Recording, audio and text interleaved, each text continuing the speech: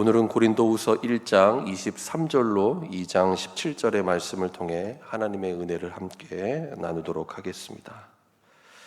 앞선 1장의 말씀을 보면 바울은 고린도를 방문하고자 했던 본래의 계획을 변경하게 됩니다. 그런데 바울의 이와 같은 결정은 몇몇의 사람들로 하여금 바울에 대한 잘못된 의혹과 소문을 일으키게 만들었습니다. 그리고 이들은 바울이 이기적이고 경솔한 결정을 한 것이라고 그를 비난하면서 대적했습니다. 인간적으로 보았을 때 바울의 입장에서 얼마나 억울하고 답답한 일이었겠습니까?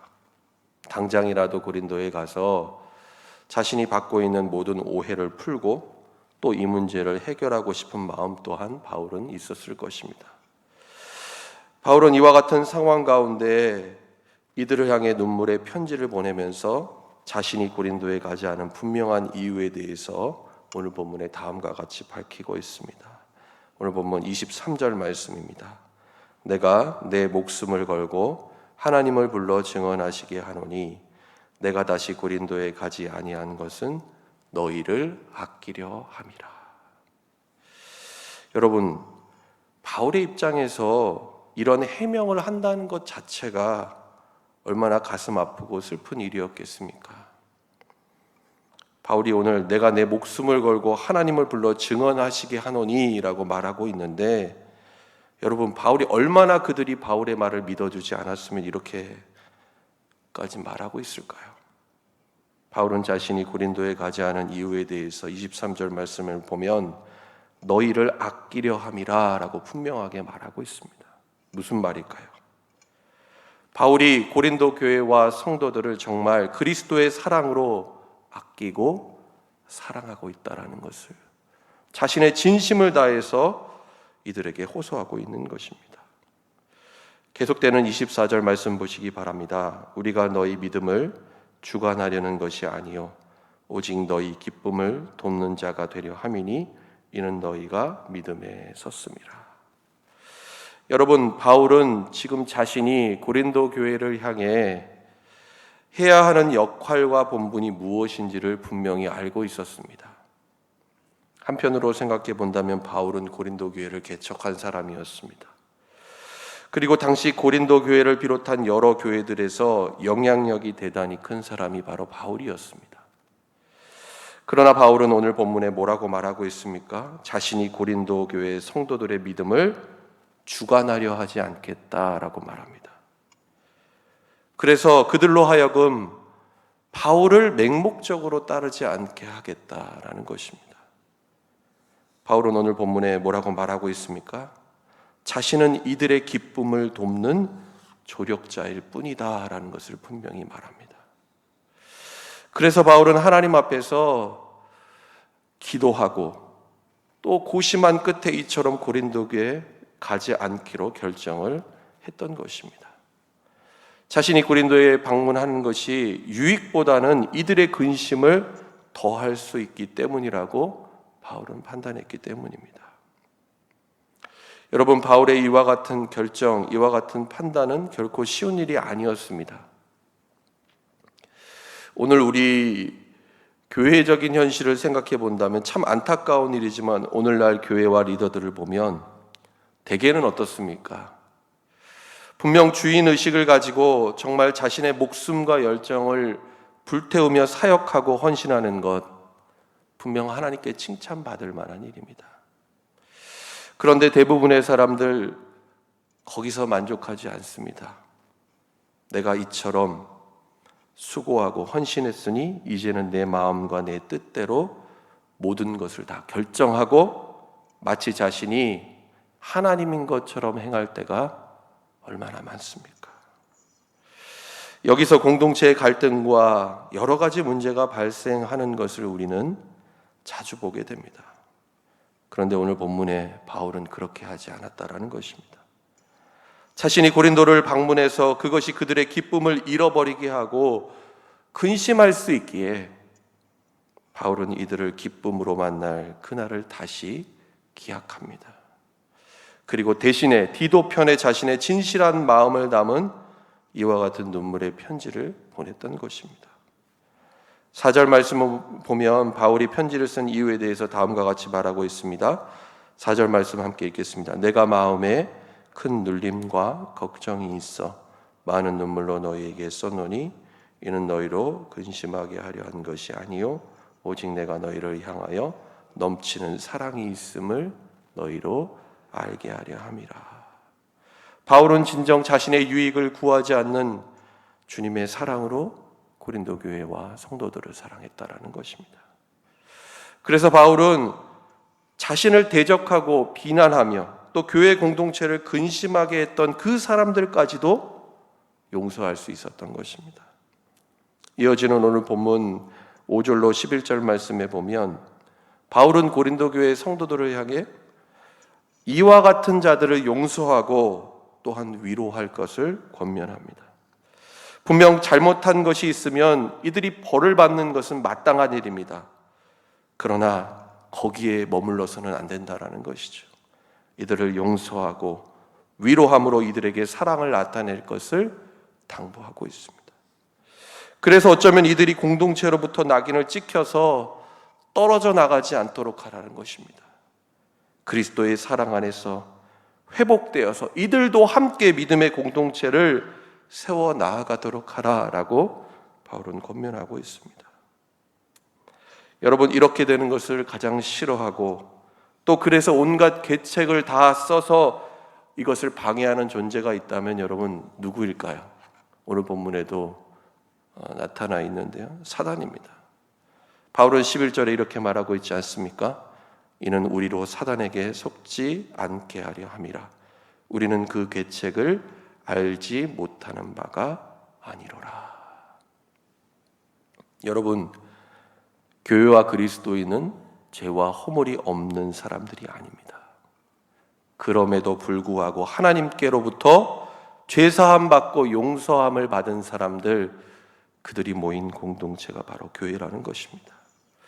그런데 이 크고 놀라운 십자가의 은혜, 대속의 사랑을 받은 우리가 누구를 용서하지 못하고 용납하지 못하겠습니까? 바울이 그것을 지금 말하고 있는 것입니다.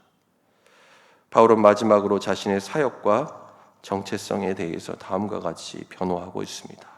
오늘 본문 14절 말씀입니다. 함께 읽겠습니다. 항상 우리를 그리스도 안에서 이기게 하시고 우리로 말미암아 각 처에서 그리스도를 아는 냄새를 나타내시는 하나님께 감사하노라.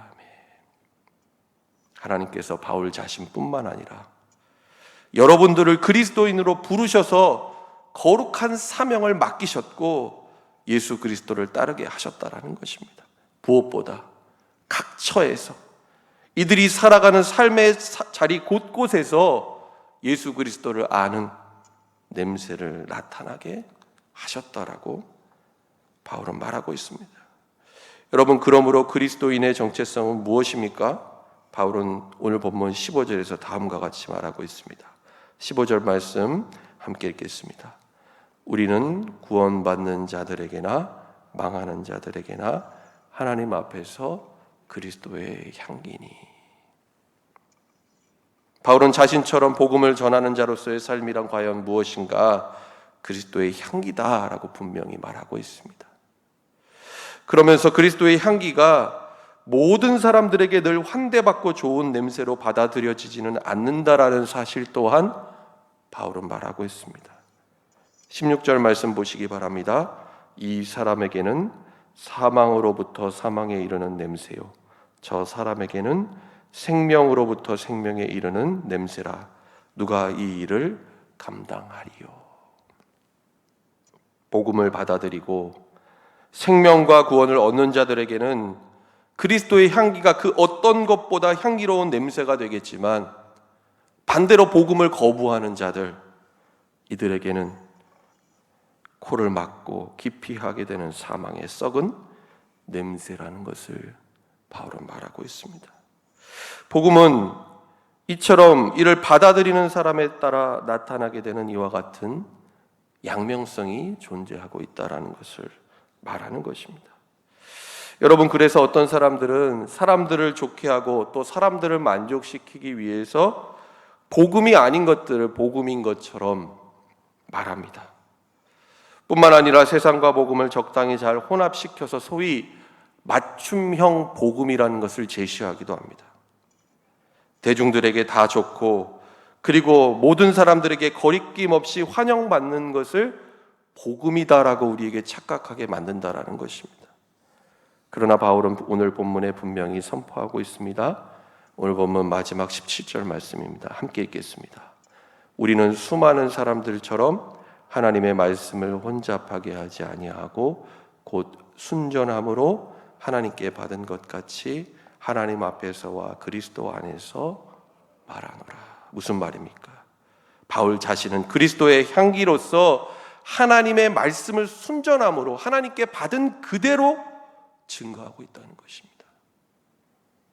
결코 복음을 통해서, 복음을 증거하는 것을 통해서 자기 자신을 내세우거나 자신의 생각과 뜻을 관철시키지 않았다라는 것입니다. 자기의 향기를 나타내지 않았다라는 것입니다. 그래서 바울은 때로는 억울한 오해도 받고 비난도 받고 고난과 핍박을 당합니다. 그럼에도 바울은 이 모든 사명들을 묵묵히 감내했습니다. 그리고 순전하게 예수 그리스도의 십자가의 복음만을 전했습니다. 예수님의 마음으로 자신을 비난하고 대적하는 이들까지도 품고 사랑했고 예수님의 사랑으로 이들을 위로하며 용서했다라는 것입니다. 바울이 원했던 것은 무엇일까요? 자신의 삶과 사역을 통해 오직 예수 그리스도 십자가의 복음만이 나타내고 증거되기를 원했다라는 것입니다. 사랑하는 여러분, 우리는 진정 그리스도의 향기로 지금 살고 있습니까? 예수님의 마음을 품고 예수님의 사랑으로 사랑하고 용서하며 우리의 삶을 통해 예수 그리스도의 복음이 온전하게 나타나고 있느냐라는 것입니다. 우리가 그리스도의 향기로 이 땅을 살다 보면 오늘 바울이 처했던 상황과 같은 그런 어려운 상황, 오해와 비난을 받고 때로는 핍박과 억울한 일을 당하기도 할 것입니다. 그러나 예수님 때문에 당하는 것이라면, 복음 때문에 당하는 것이라면 이 모든 것을 감수하면서도 우리는 주님을 따라 이 길을 걸어가야 하지 않겠습니까?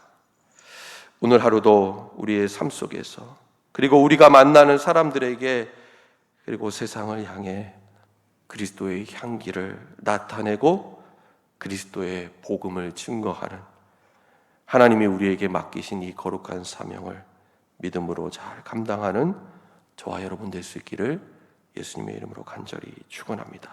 기도하겠습니다. 하나님 아버지, 우리에게 예수 그리스도의 복음을 알게 하시고 구원받은 하나님의 자녀로 이 땅을 살게 하신 은혜에 감사를 드립니다. 하나님이 놀라운 은혜와 복을 받은 우리가 이제는 우리의 삶을 통해 예수 그리스도의 향기를 나타내고 그리스도의 복음을 증거하기를 원합니다. 바울처럼 때로는 복음 때문에 억울한 일을 당하고 비난과 오해를 받으며 고난과 핍박을 받을지라도 주님의 마음을 품고 주님이 주신 사명 끝까지 오늘도 믿음으로 잘 감당하는 삶을 살게 하여 주옵소서. 예수님의 이름으로 기도드립니다. 아멘.